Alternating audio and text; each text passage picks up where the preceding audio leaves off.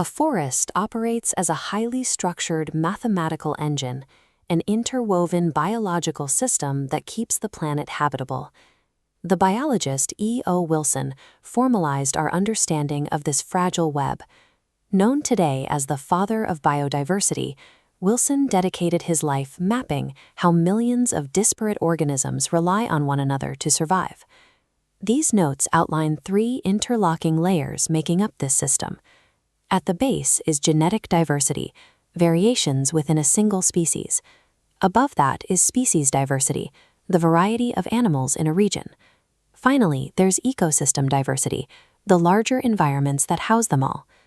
Because these 3 layers are entirely dependent on one another, severing a single microscopic genetic thread can trigger a chain reaction that unravels the broader ecosystem. Intact biodiversity provides hidden economic and survival mechanisms. It actively maintains soil fertility for agriculture, regulates the complex food chain, and passively absorbs massive amounts of carbon pollution from the atmosphere. But modern industrial expansion is tearing through this architecture. Unchecked land clearing, widespread deforestation, and rampant chemical pollution are rapidly stripping away the habitats that sustain these networks. This document highlights a very specific, insidious vector for this destruction: the spread of toxic invasive plants, like Congress grass, and living modified organisms, or LMOs. LMOs are biological entities whose genetic material has been artificially altered, often allowing them to outcompete local flora. Introduced into a balanced environment, these invasive elements act as silent assassins. They multiply rapidly, starving native species of nutrients and aggressively overtaking the biological system from the inside out. Countering these environmental pressures requires a physical and legal mechanism engineered to shield the fragile core of nature while allowing human civilization to operate. This structured approach provides necessary defense against the localized failures that lead to wider ecological breakdown. This mechanism is the Biosphere Reserve. It is designed as a physical, 3-tiered geographic fortress to separate human threats from vulnerable genetic diversity. At the center is the core zone. This is an untouchable sanctuary. It is strictly reserved for the preservation of pure species biodiversity, legally locked down and completely off-limits to human interference. Surrounding that is the buffer zone. Here, scientists and researchers continually monitor ecosystem health. This ring acts as an active living shield, filtering out external pollution before it can ever reach the core. Finally, the transition zone forms the outermost ring. This is where humans actually live, farm sustainably, and harvest natural resources, directly bridging the gap between human society and the wild.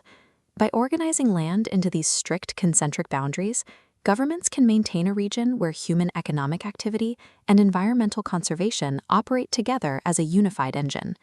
Setting aside isolated pockets of land, however, could not outpace a global crisis.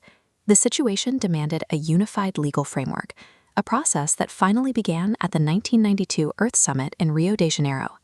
Out of this summit came the CBD, or the Convention on Biological Diversity. It established the very first global mandate legally requiring nations to protect their genetic resources. This was followed by the year 2000 Cartagena Protocol, an international treaty engineered with a highly specific focus to monitor, regulate, and quarantine the devastating environmental impacts of those living modified organisms. Yet, international laws without strict, measurable geographical quotas often lack teeth on the ground. The global community needed a much more aggressive mandate to force actual compliance. In 2010, the Nagoya Protocol introduced a driving mechanism called access and benefit sharing. This required nations to legally and fairly share the genetic wealth extracted from the planet. Looking at this breakdown of the 10-year Aichi targets, we see the specific quantitative demands that followed. The targets forced participating governments to legally protect exactly 17% of their terrestrial land and 10% of their marine environments. Meeting these targets required a radical economic shift. Governments were now expected to factor the massive financial cost of biodiversity loss directly into their national GDP calculations.